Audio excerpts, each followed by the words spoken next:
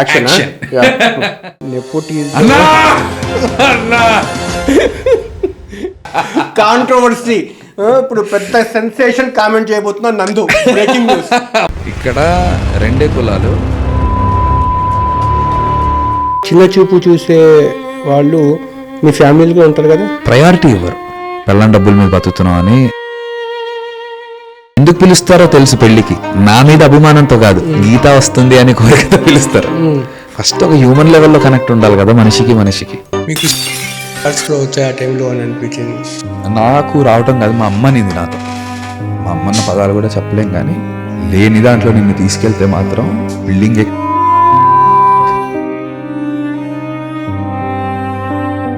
ఆ టైంలో గీత అంత మాట నింది. అన్నీ వదిలేద్దాం, వేరే దేశం వెళ్ళిపోదాం, అక్కడికి వెళ్ళి హోటల్లో పని చేసుకుందాం అని. దీనివల్ల నాకు సినిమాకి ఎవరు రావద్దు. ట్రైలర్ చూసి నచ్చితే రండి, ట్రైలర్ చూసి నచ్చకపోతే రాక. నందు ఏంటి అందు నిద్ర లేదా ఏంటి? ఫేస్ అంతా టైర్డ్ ఉంది. కొంచెం ఒక 25 రోజులు అవుతుంది. డిసెంబర్ 12th ముందు 20 days, ఇప్పుడు అంతే ఒక 25 రోజులు అవుతుంది పడుకుని. ఏంటి 20 days ఫుల్ ప్రమోషనేనా? చిన్నప్పటి నుంచి చూస్తున్నాను నందు పెద్ద హీరో అయిపోతాడని, ఇప్పుడు దాకా కాలేదు. నాకు కూడా అదే పెద్ద చిన్న హీరో వదిలితే అసలు హీరో అనే గుర్తింపే లేదన్నా. మీ ఇంట్లో మీ వైఫ్ స్టార్ సింగర్ కదా, ఆమె ఇన్ఫ్లుయెన్స్ ఉపయోగించుకొని, అంటే మీ దగ్గర టాలెంట్ ఉంది అందరికి తెలిసిందే, బట్ కనెక్ట్ చేయడంలో మీ వైఫ్ ఏం సహకరించలేదా? నేను ఏ రోజు అడగలేదు, తను ఇష్టపడదు. అడగచ్చు. ఇప్పుడు తను పూరి జగన్నాథ్ గారికి పాటలు పాడింది, బాహుబలికి రాజమౌళి గారికి పాడింది. నేను ఈ రోజుకి వచ్చి రాజమౌళి గారిని స్టార్ స్పోర్ట్స్లో ఉన్నప్పుడు, స్టార్ స్పోర్ట్స్లో IPL చేస్తుంటే ఆయన హాట్స్టార్ది ఏదో మీటింగ్ వస్తే ఆ రోజు వెళ్ళి హాయ్ సార్ అంటే అమ్మ ఏంటి అని అక్కడ మాట్లాడటం తప్ప ఏ రోజు రాజమౌళి గారిని కలవలే. గీత పెద్దవాళ్ళందరికీ పాడింది, బట్ అంటే నా సొంత దీని మీద నాకు రావాలి. అండ్ ఇంకోటి, గీత చెబితే అవకాశం వచ్చే అంత లాగా మన ఇండస్ట్రీ కూడా తీసుకోవద్దు. ఇండస్ట్రీలో గీతా మాదిరి సింగర్గా, కానీ గీత చెబితే నందుని పెట్టుకోండి అంటే మన మీద కోట్లు పెట్టి సినిమాలు తీసేయలేరు. నందు, కొన్ని విషయాలు కొంచెం ఓపెన్గా మాట్లాడుకుందాం. అంటే ఇంతమంది మీ హృదయాన్ని గాయపరిచారు కదా, మీరు మీ వైఫ్ ఇద్దరు సెలబ్రిటీలే కదా, కొంత మీరంటే కొంచెం చిన్న చూపు చూసే వాళ్ళు మీ ఫ్యామిలీలో ఉంటారు కదా. క్లోజ్ ఫ్యామిలీలో ఉండరు, ఎందుకంటే వాళ్ళు నన్ను చిన్నప్పటి నుంచి నా స్ట్రగుల్ చూస్తూ ఉంటుంటారు. నేనంటే వాళ్ళకి నేనే హీరోని, వాళ్ళకి ఇంకే హీరో నచ్చడు మా ఫ్యామిలీ వరకు, మా అత్తలు మా వాళ్ళు పిన్నిలు. కానీ కొంత డిస్టెంట్ వాళ్ళు ఉంటారు, వాళ్ళు నన్ను చిన్న చూపు చూడరు, కానీ ఎక్కడికైనా వెళ్ళామనుకోండి ప్రయారిటీ ఇవ్వరు. ఏదో ఒక పెళ్ళికి పిలుస్తారు. ఎందుకు పిలుస్తారో తెలుసు. పెళ్ళికి నా మీద అభిమానంతో కాదు, గీత వస్తుంది అనే కోరికతో పిలుస్తారు. Which is true, I understand, fans అయ్యి ఉండొచ్చు అది. కానీ మనకి ఎలా ఉంటుంది, అరే ఏంట్రా, ఫస్ట్ ఒక హ్యూమన్ లెవెల్లో కనెక్ట్ ఉండాలి కదా మనిషికి మనిషికి. స్టార్డమ్ ఇవన్నీ, గీత స్టార్డమ్ని నేను ఎంజాయ్ చేయటం వేరు, నువ్వు స్టార్వి కాదు అని కావాల్సి వచ్చి పొడవటం వేరు. అలాంటివి కావాల్సి వచ్చి అక్కడ చేస్తుంటారు. ఎలా అంటే, ఇప్పుడు ఇద్దరికి గీతా మాధురి మొగుడు అన్నారనుకోండి, అది అబ్బాయిలకి మన సొసైటీ అలా తయారు చేసింది. అలా అనకూడదురా, పెళ్ళం పేరు వాడుకుని మొగుడు దోస్తే ఆడికి చిన్న చూపని. రేపు పొద్దున్న నేను హిట్ కొడితే నందు పెళ్ళం అన్నారనుకోండి, పాపం తనకి అదే బాధ. కానీ కావాల్సి వచ్చి ఇంకా గీతా మాధురి ఏం లేదురా, నందుగడి పెళ్ళం అని కావాల్సి వచ్చి పోక్ చేస్తే తనకి ఎంత కష్టంగా ఉంటుంది. ఈ కావాల్సి వచ్చి పోక్ చేస్తారు ఎవరైతే ఉంటారో, అది మనకు అర్థమైపోతుంది ఏ ఉద్దేశంతో వీడు నన్ను అంటున్నాడు అనేది క్లియర్గా తెలిసిపోతుంది అన్న. అలా అంటున్నప్పుడు హర్టింగ్గా ఉంటుంది. కావాల్సి వచ్చి నలుగురిలో ఒకవేళ అంటే హర్టింగ్ ఉంటుంది. మామూలుగా నాకేం బాధలేదు. I should be happy for my wife. మనిషి అందంగా ఉంటావు, బాగా యాక్టింగ్. ఇప్పుడు నేషనల్ అవార్డు కూడా వచ్చింది ఒకసారి. పెళ్లి చూపుల సినిమాకు, అంటే సినిమాకి నేషనల్ అవార్డు వచ్చింది, బట్ అందరు పర్ఫార్మెన్స్లు బాగుంటేనే నేషనల్స్కి అది. ఎందుకని మీరు చెప్పండి ఏదన్నా, నాకు కూడా తెలియదు ఎందుకు. నేను అనుకోవడము, టాలీవుడ్లో నెపోటిజం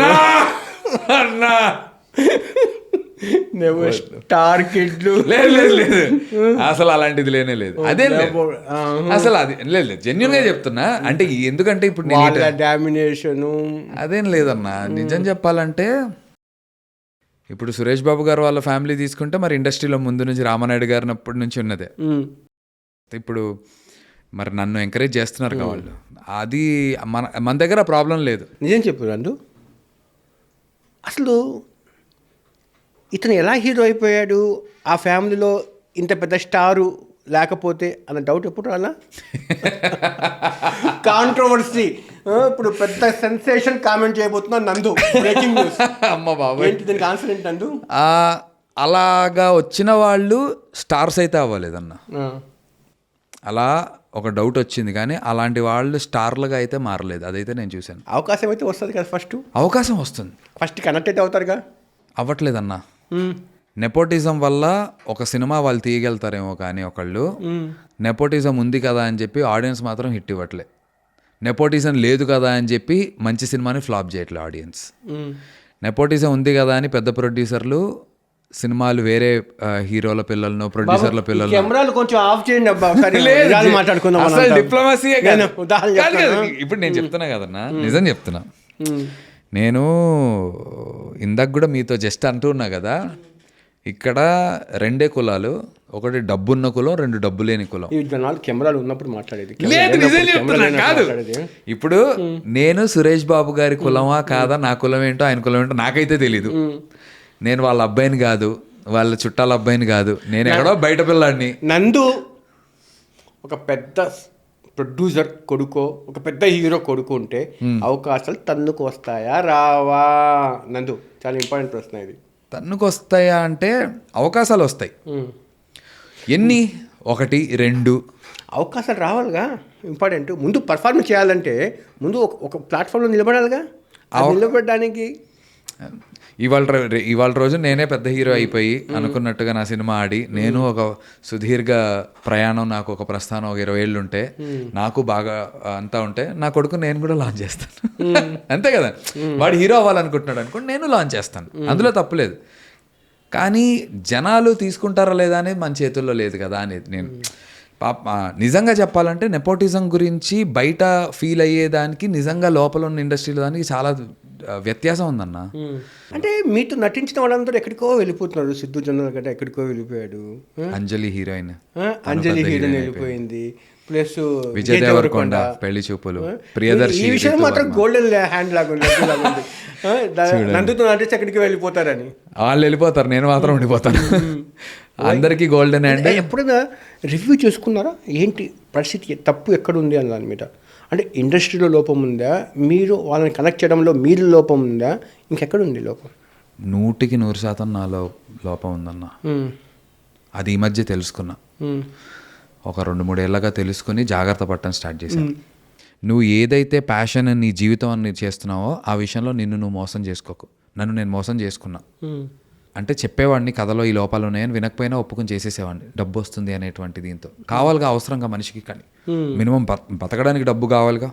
అంటే ఒక ప్రైమ్ హీరో సెకండరీ హీరోగా చేయడం డబ్బులు అవసరం రీత్యా అది చేసిన తప్ప, లేకపోతే ప్రైమ్ రోల్స్, లీడ్ రోల్స్ రాలేదు కదా, బతకాలి కదా, రాలేదు. తప్పే ఉంది అప్పుడు మీరు చేయడంలో? కొన్ని సినిమాలు లీడ్గా చేసేసి దానివల్ల నా మీద ఒక మార్క్ పడిపోయిందిగా, వీడి సినిమాలన్నీ ఇంతేరా అనే ఒక మార్క్. దాని నుంచి బయటికి రావడానికే చాలా సంవత్సరాలు పట్టింది నాకు. మీరు గత 3-4 ఏళ్లలో చూస్తే నా సినిమా ఏది రిలీజ్ అవ్వలేదు, నేను చేయలేదు. ఇక్కడ మంచి లీడ్ రోల్ చేయడానికి నేను టైం తీసుకుని ఆగగలిగాను ఇప్పుడు సినిమా. కానీ ఈ సినిమా ట్రైలర్ చూశాను, దాంట్లో బూతులు ఉన్నాయేంటి? టీజర్లో ఉండేయాలన్నా, కానీ మీరు చూస్తే బూతు పదాన్ని ఎక్కడ వాడలే. బూతు అని చెప్పి రికార్డింగ్ చేసాం, కానీ బూతుని నేను వాడలా. వాడుతున్నది అన్ని బీపుల్ చేసేసాం యాక్చువల్గా. ఈ 18 ఇయర్స్లో ఎక్కడ వచ్చే బ్యాలెన్స్ కోల్పోయారా? అంటే ట్రై చేస్తున్నారు, వచ్చినట్టుగా వస్తుంది, అవకాశం చేజారిపోతుంది, నోటి దాకా వస్తుంది, వెళ్ళిపోతుంది. అక్కడ ఇది అయిపోతుంది అనుకున్న ప్రాజెక్టు క్లోజ్ కాదు. ఒక పెద్ద బ్యానర్లో అన్న సవారీ సినిమా తర్వాత నన్ను పిలిచారు. సవారీ బాగానే ఉంది కదా, బాగానే ఉంటుంది. అదే దాని తర్వాతే పిలిచారు. అనుపమ పరమేశ్వరం ఆవిడ హీరోయిన్, నేను హీరోగా ఒక మలయాళం సినిమా రీమేక్ నాకు ఆఫర్ చేశారు. చాలా ఆనందపడ్డా. నాకు ఇంకా గుర్తు, నా కజిన్ది ఎంగేజ్మెంట్ జరిగింది. ఆ ఎంగేజ్మెంట్లో లంచ్ చేస్తుంటే ఆఫీస్ నుంచి ఫోన్ వచ్చింది, సాయంత్రం 4 o'clockకి ఫ్రీ అయినా అంటే 1:32కి వచ్చింది.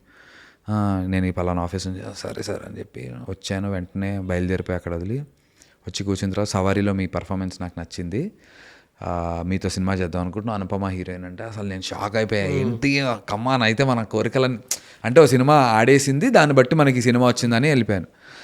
అది అన్నీ ఆల్మోస్ట్ ఫైనల్ అయిపోయింది, ఇంకా టేక్ ఆఫ్ అవుతుంది అన్న రోజున ఆ సినిమా ఆపేయటం జరిగింది.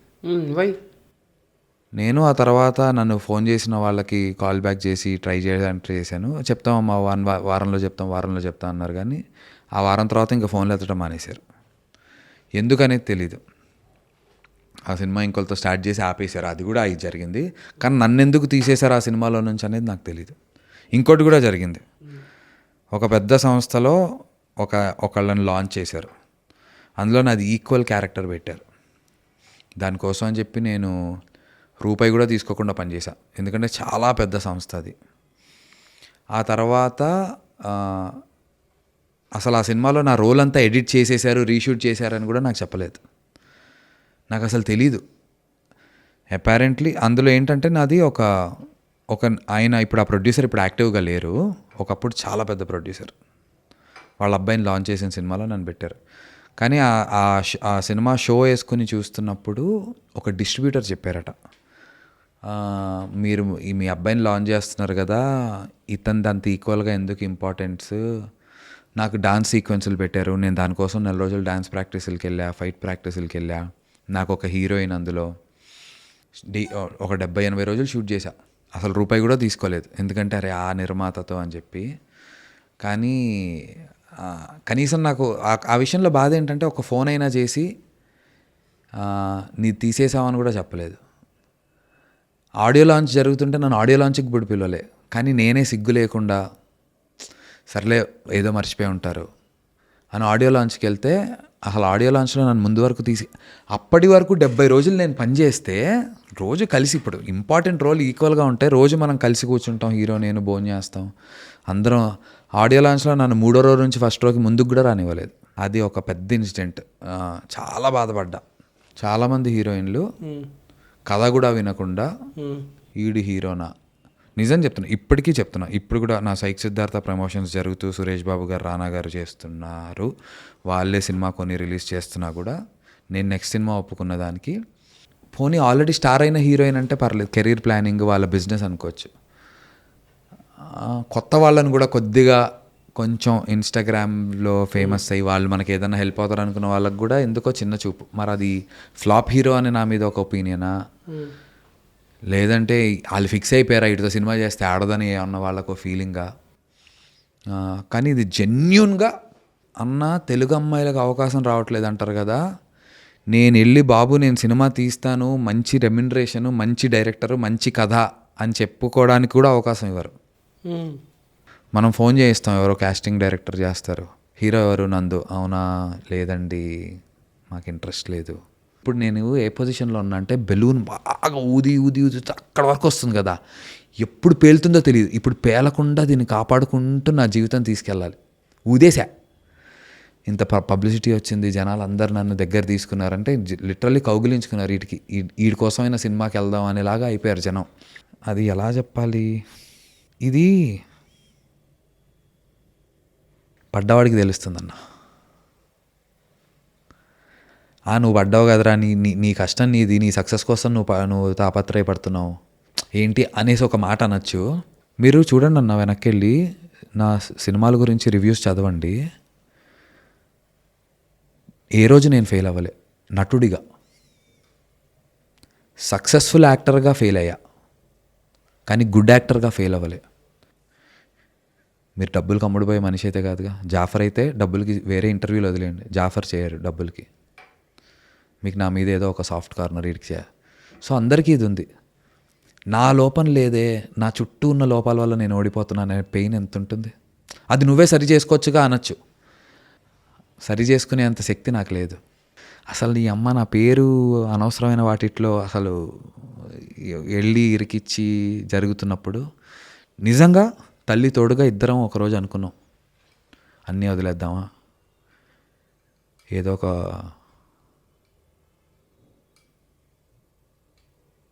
ఎక్కడికైనా వెళ్ళిపోదాం,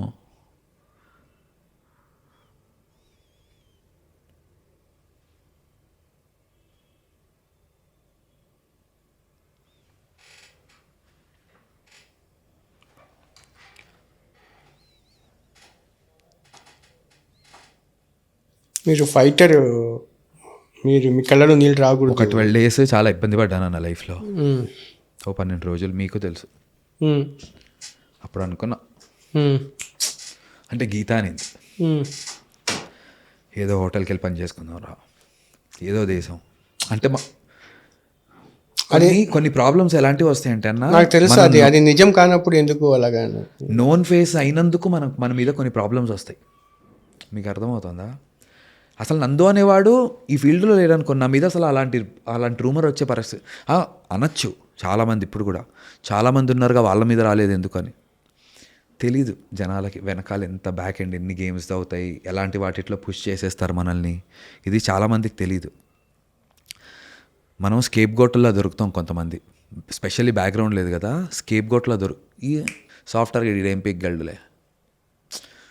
ఆ టైంలో నాకు ఇప్పుడు కూడా ఎందుకు బాధ వచ్చిందంటే, గీత అంత మాట నింది తలుచుకుంటే చాలా బాధ వేసింది. కెరీర్ ఎస్టాబ్లిష్ చేసుకుంది, తను సక్సెస్ఫుల్ స్టార్ అయింది, నేను ఏదో నా ప్రయత్నం నేను చేస్తున్నా. కానీ నా కోసం అన్నీ వదిలేద్దాం, వేరే దేశం ఎక్కడికైనా వెళ్ళిపోదాం, కళ్ళు తుడుచుకుని వేరే దేశం వెళ్ళిపోదాం అని ఏమనింది, అక్కడికి వెళ్ళి హోటల్లో పని చేసుకుందాం అని.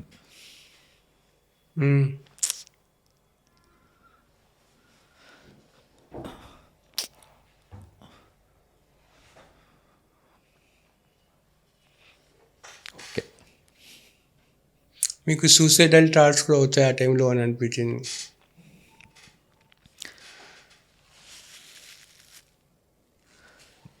నాకు రావటం కాదు, మా అమ్మ నింది నాతో, లేనిపోని నీ మీద మోపాలరా,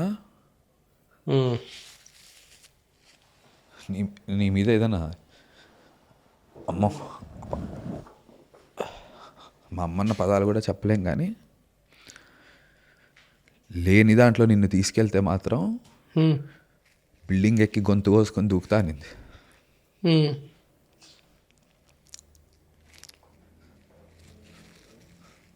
పాపం మదర్ పెయిన్.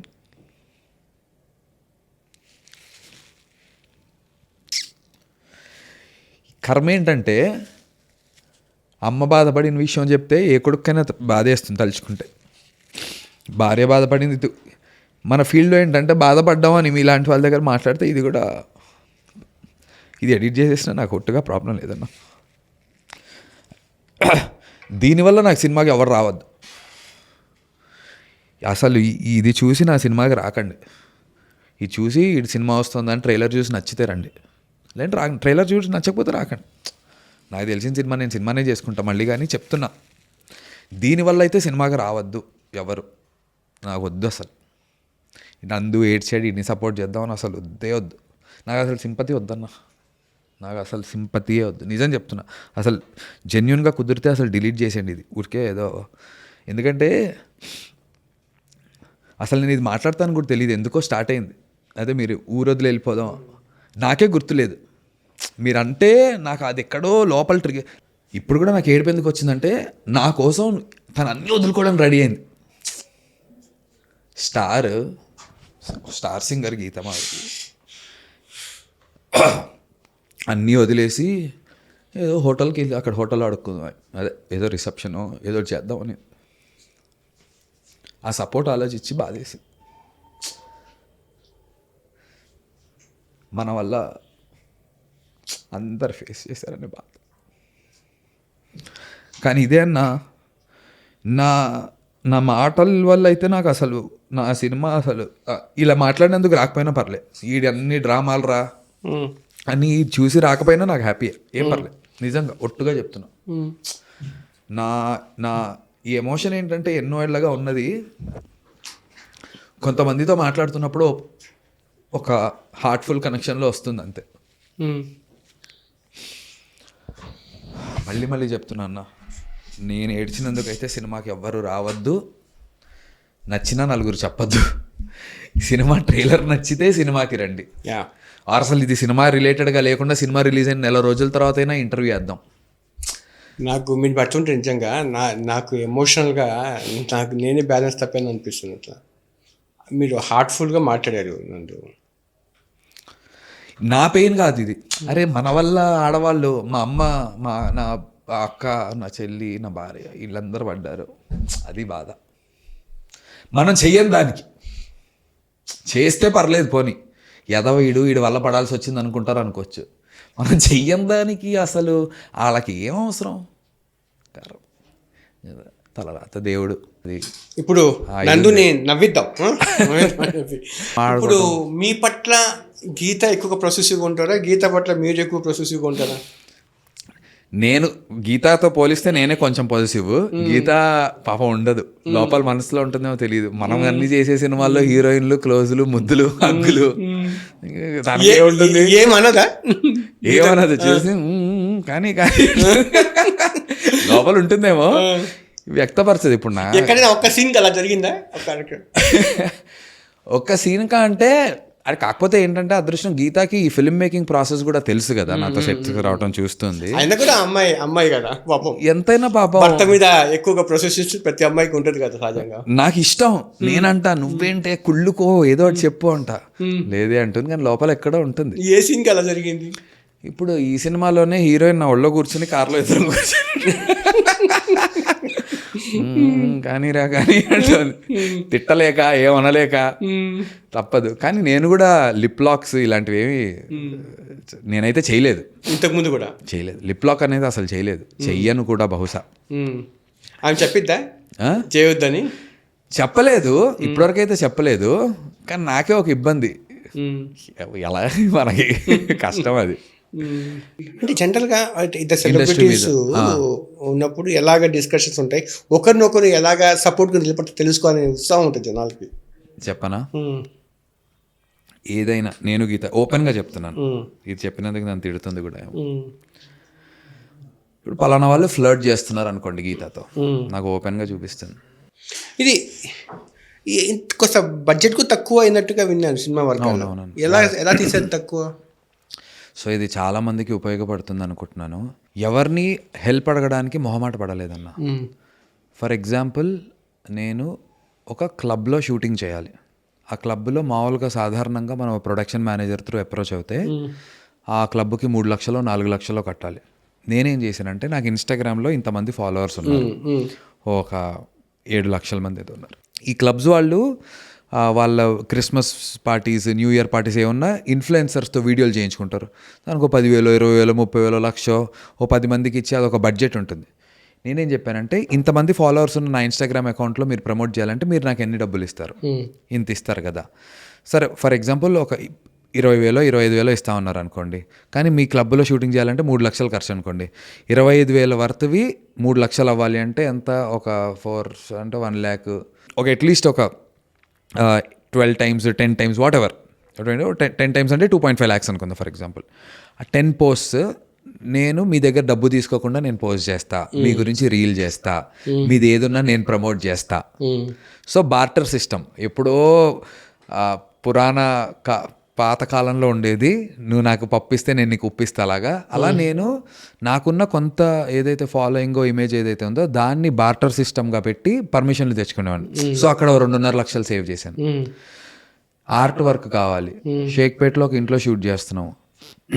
అక్కడ చుట్టుపక్కల ఉన్న అందరు నేబర్స్ అందరు పర్సనల్గా వెళ్ళి, నందు గారు మీరు, ఏం లేదు మ్యామ్, నాకు 2 బిందెలు కావాలి సెట్ వర్క్లో, పాత టీవీ ఉందా ఇస్తారా, జాగ్రత్త, అలా వాళ్ళందరినీ రిక్వెస్ట్ చేసుకుని తెచ్చుకోవటం. ఇలా నాకున్నటువంటి శక్తితో సోర్సెస్ని రిసోర్స్ చేసుకుని తెచ్చుకొని డబ్బుల్ని అలా తగ్గించుకుంటూ వచ్చి. ప్రొడక్షన్ మేనేజర్ లేరన్న సినిమాకి, నేనే ప్రొడక్షన్ మేనేజర్ని. పొద్దున్న లేచి నేనే నా యాక్టర్లకు ఫోన్ చేస్తా, నేనే మా డైరెక్షన్ టీమ్కి ఫోన్ చేస్తా, లొకేషన్ ఇక్కడ అని చెప్తాను. అక్కడికి వచ్చిన తర్వాత అందరికీ గూగుల్ పేలో డబ్బులు పంపిస్తాను. ఇంతకుముందు చాలామంది ఇప్పుడు ఈ సినిమా కూడా కొంచెం ప్రమోషన్ చేస్తూ ఉన్నారు. మీతో కలిసి పనిచేసిన కో ఆర్టిస్టులు వాళ్ళని సపోర్ట్ ఏదో ఉందా? వాళ్ళని ప్రమోట్ చేయడం కానీ అలా జరిగిందా? అదే నాకు కూడా అర్థం కావట్లేదు ఎందుకు. యూజువల్లీ బాగా మంచి సపోర్ట్ ఉంటుంది, చాలా ఇష్టపడతారు నన్ను అందరు హీరోలు. పాపం వాళ్ళు బిజీ ఉండటం వల్ల మరి లేదంటే వాళ్ళ ఇమేజ్కి ఏదన్నా నేను ఇప్పుడు సరితూగానేమో నన్ను సపోర్ట్ చేయడానికి తెలీదు. నేను వాళ్ళనైతే బ్లేమ్ చేయను, ఎందుకంటే బయట కలిసినప్పుడు అందరూ కలిస్తే మాత్రం చాలా సపోర్టివ్గానే ఉంటున్నారు. ట్రైలర్ చూసిన తర్వాత ఫస్ట్ వచ్చిన బెస్ట్ కాంప్లిమెంట్ ఏంటి? సుకుమార్ గారి నుంచి వచ్చింది. I think that is the best compliment. ఎవరి డైరెక్షన్లో చేయాలని కోరిక మీకు? డ్రీమ్ ఎప్పటికైనా కూడా నా టార్గెట్ ఈయనే, ఈ డైరెక్టరే అని. రాజమౌళి గారు, సుకుమార్ గారు, సందీప్ రెడ్డి వంగ గారు, ఇలా ఉన్నారు చాలామంది. మీకు చెప్తున్నా అన్న, మీకు సినిమా చూపిస్తాను కదా చూడండి. స్పెషల్లీ ఫస్ట్ హాఫ్ చాలా చాలా కొత్తగా ఇన్నోవేటివ్గా చాలా సాలిడ్గా వెళ్తుంటుంది ఎంటర్టైన్మెంట్. కానీ సెకండ్ హాఫ్లో ఒక లవ్ రొమాంటిక్ యాంగిల్, హీరోగాడు ఒక సిచ్యువేషన్లో ఇరుక్కుపోతాడు, అరే ఈడు దొరికిపోతాడా ఏంటి, అది ప్రతి ఒక్కళ్ళు ఎంజాయ్ చేస్తారన్న. మీలో ఉన్న ఒక చిలిపితనం మిమ్మల్ని కదిపించి నవ్విస్తుంది సెకండ్ హాఫ్ పక్కా. చాలా కాన్ఫిడెంట్గా చెప్తున్నాను. ఇంత కాన్ఫిడెన్స్ లేకపోతే నేను ఇంత తిరిగి ఉండను. నాకైతే ఈసారి మీరు ఖచ్చితంగా సక్సెస్ అవుతారని నమ్మకం ఉంది. మీరు 18 ఏళ్ళుగా ఏదో చూస్తున్న మీ నిరీక్షణ ఈసారి ఖచ్చితంగా విజయం సాధిస్తుంది. థ్యాంక్ యూ అన్న. నమ్మకంతో అన్న, విరాట్ కోహ్లీకి 18 years పట్టింది ఆర్సీబీకి, నాకు కూడా 18 ఏళ్ళు పట్టింది హిట్ కొట్టడానికి. సో ఈసారి హిట్ నమ్మదే అని నమ్ముతున్నాను. మీ అందరి బ్లెస్సింగ్స్, బ్రదర్ బ్లెస్సింగ్స్, పేరెంట్స్ అందరి బ్లెస్సింగ్స్, పబ్లిక్ ఆడియన్స్ బ్లెస్సింగ్స్. ఒక్క ఛాన్స్ రండి. ఎలాగైనా ఏదో ఒక సినిమాకి వెళ్ళాలనుకుంటారు కదా, ట్రైలర్ చూసి ఒక ఛాన్స్ ఇవ్వండి. నేనేమి అదే అంటున్నా మళ్ళీ, అరే వీడు కష్టపడ్డాడు అని చెప్పి సినిమాని ఏమక్కర్లేదు. సినిమా నచ్చితే నలుగురికి చెప్పండి, నచ్చకపోతే చెప్పేస్తారు ఆబ్వియస్లీ బయటికి వచ్చి. సినిమా నచ్చితే ఒక్క ఛాన్స్ ఇవ్వండి. కదిలి చిన్న హీరో కోసం థియేటర్కి వెళ్ళటం ఎందుకురా అనుకోకుండా ఒక్క అవకాశం ఇచ్చి వచ్చి చూడండి. Once again congratulation.